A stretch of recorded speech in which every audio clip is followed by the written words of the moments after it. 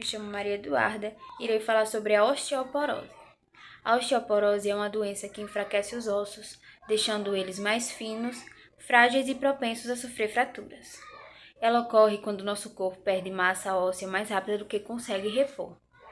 Com isso, o osso perde cálcio e outros minerais importantes e se torna menos densos e mais poroso. A interna dos ossos, que normalmente é compacta e resistente, se torna espaçada, como uma colmeia frágil. Isso aumenta muito o risco de fraturas, especialmente nos quadris, punhos e coluna, mesmo em quedas leves e pequenos Olá, esforços. meu nome é Vitor, sou estudante de fisioterapia da UNP e hoje, dando continuidade ao nosso assunto sobre a osteoporose, eu vim falar sobre a fisiopatologia. A fisiopatologia da osteoporose é um processo biológico que se dá ao enfraquecimento do esqueleto e à perda de massa óssea. Essa condição ocorre devido a um desequilíbrio entre a reabsorção óssea e a formação desse novo tecido. Um dos principais mecanismos da osteoporose envolve o ligante Rank e a osteoprotegerina, onde o ligante Rank é uma proteína formada pelos osteoblastos que promovem a reabsorção óssea. Já a osteoprotegerina é uma proteína que inibe o ligante Rank. Isso faz com que a atividade de reabsorção seja mais alta do que a atividade de formação desse novo tecido. Alguns dos fatores contribuintes para essa causa podem ser hormonal, doenças crônicas, medicações, envelhecimento, sedentarismo, entre outros. E como consequência final, isso pode levar a uma perda de densidade mineral óssea, alteração na microarquitetura óssea e no aumento de chance de fratura. Agora, tratando um pouco sobre os fatores de risco, um importante fator de risco é o histórico familiar. Se alguém da sua família já teve osteoporose ou já sofreu algum tipo de fratura, o risco aumenta. Além disso, pessoas de etnia branca ou asiática têm maior predisposição. O estilo de vida também influencia bastante.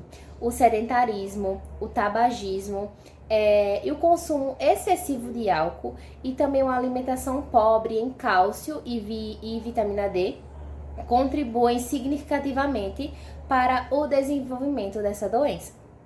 A prática regular de exercícios ajuda muito e uma dieta equilibrada são fatores fundamentais para manter os ossos saudáveis.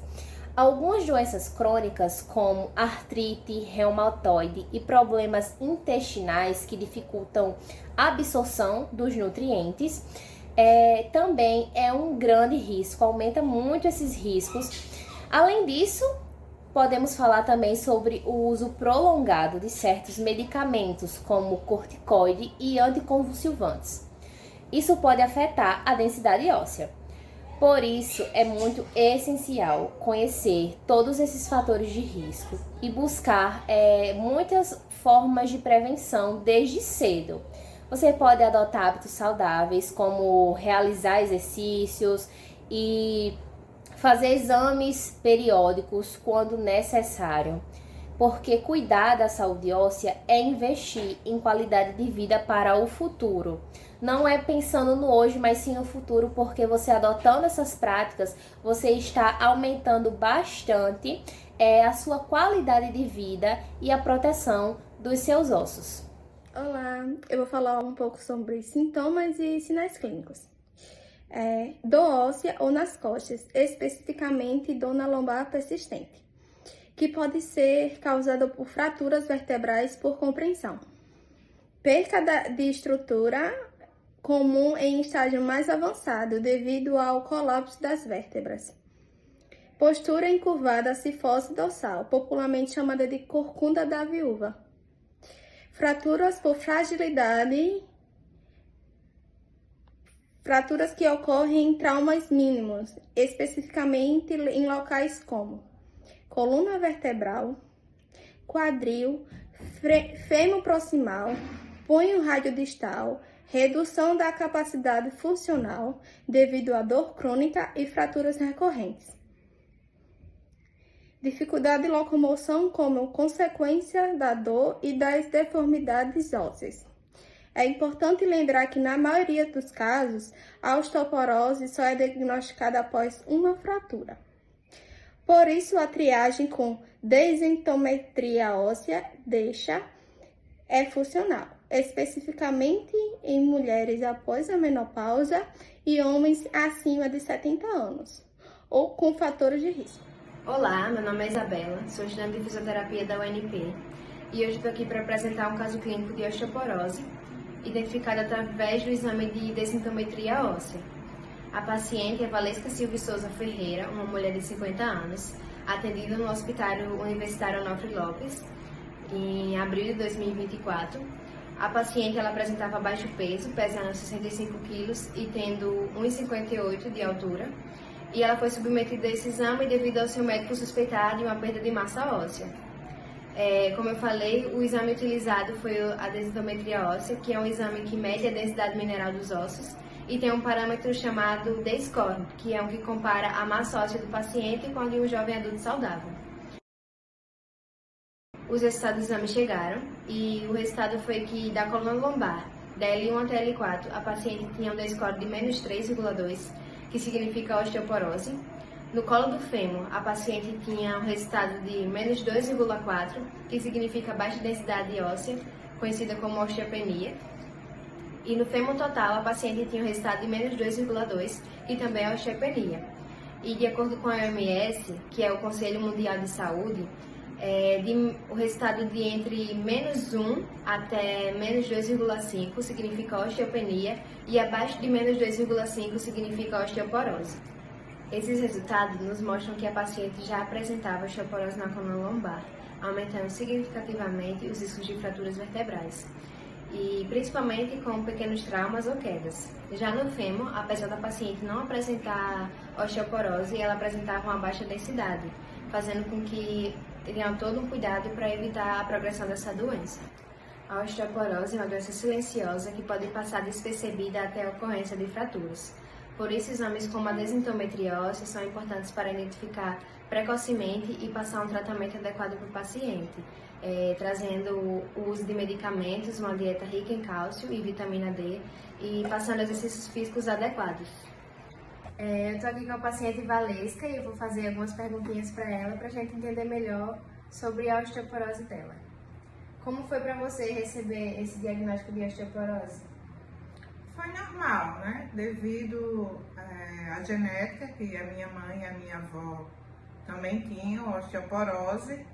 Eu faço uso de alguns medicamentos que também contribuíram para isso e também tenho artrite reumatoide. Então, tudo isso contribuiu para o avanço da osteoporose mais cedo.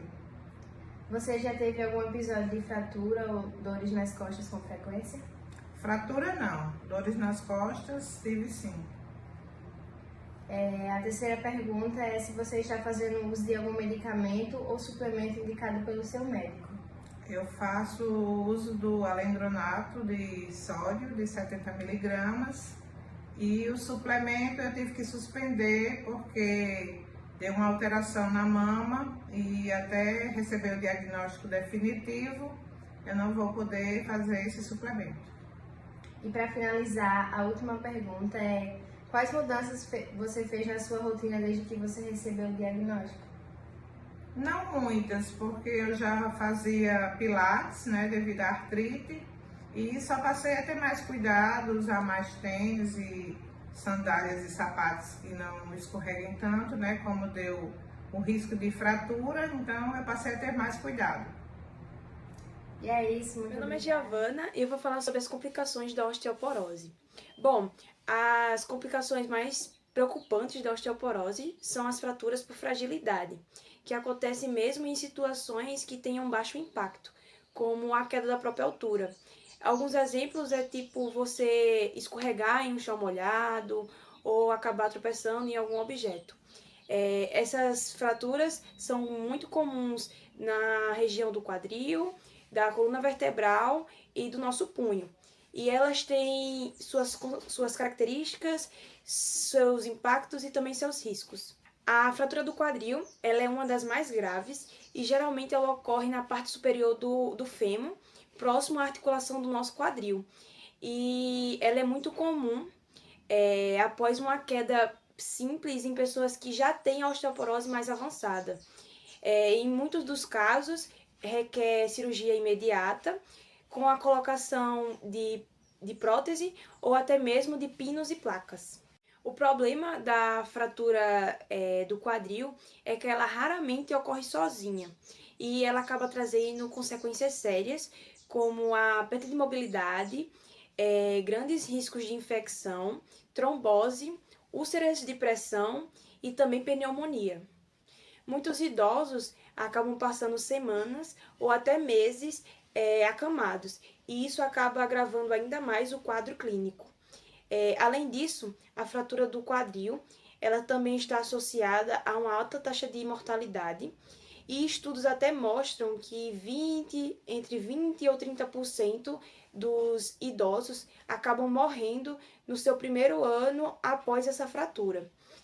Normalmente associada a imobilidade. E até mesmo pacientes que acabam sobrevivendo a esse tipo de fratura, eles não conseguem recuperar a capacidade de locomoção e até mesmo viver independente. Já as fraturas da coluna vertebral, conhecida como fraturas vertebrais por compressão, elas geralmente ocorrem nos corpos vertebrais torácicos e lombares. E diferente da fratura do quadril, elas podem acontecer de forma espontânea, sem algum trauma significativo. Uma simples ação de você espirrar ou tossir pode acabar causando um colapso em uma vértebra que esteja enfraquecida. Esse tipo de fratura pode causar dores nas costas, que pode ser aguda ou crônica, e algumas alterações posturais visíveis, como a perda de altura e a cifose, que é aquela curvatura acentuada na nossa coluna, que também é conhecida como corcunda. Em situações em que múltiplas vértebras acabam sendo afetadas, há ainda o prejuízo da função pulmonar e digestiva, já que o tórax e o abdômen acabam ficando comprimidos. Essas complicações acabam afetando não só a mobilidade do paciente, mas também a qualidade de vida dele. A fratura do punho, principalmente a fratura do rádio distal, é geralmente a primeira fratura osteopórica que aparece. Ela aparece geralmente em mulheres de 50 a 60 anos de idade e ela acaba acontecendo quando a pessoa cai e tenta se proteger colocando a mão no chão para inibir o impacto.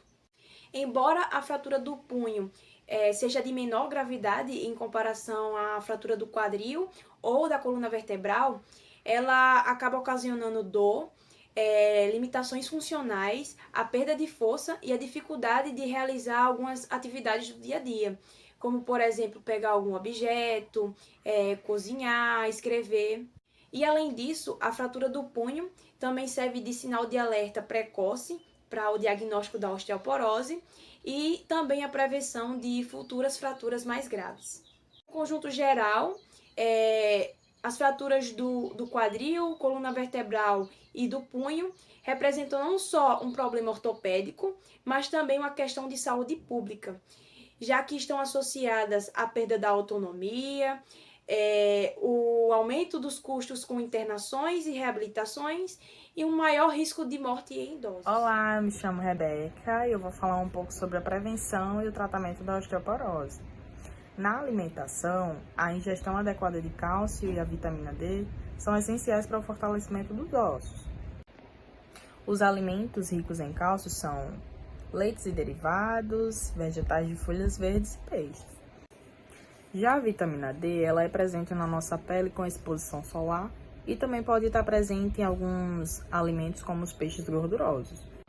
A atividade física, ela entra como prevenção porque praticar exercícios de suporte de peso, como caminhada, musculação ou corrida, acaba que eles fortalecem os ossos e reduz o risco de fraturas. Evitar fatores de risco como tabagismo, consumo excessivo de álcool e sedentarismo também é bem importante para a prevenção da osteoporose.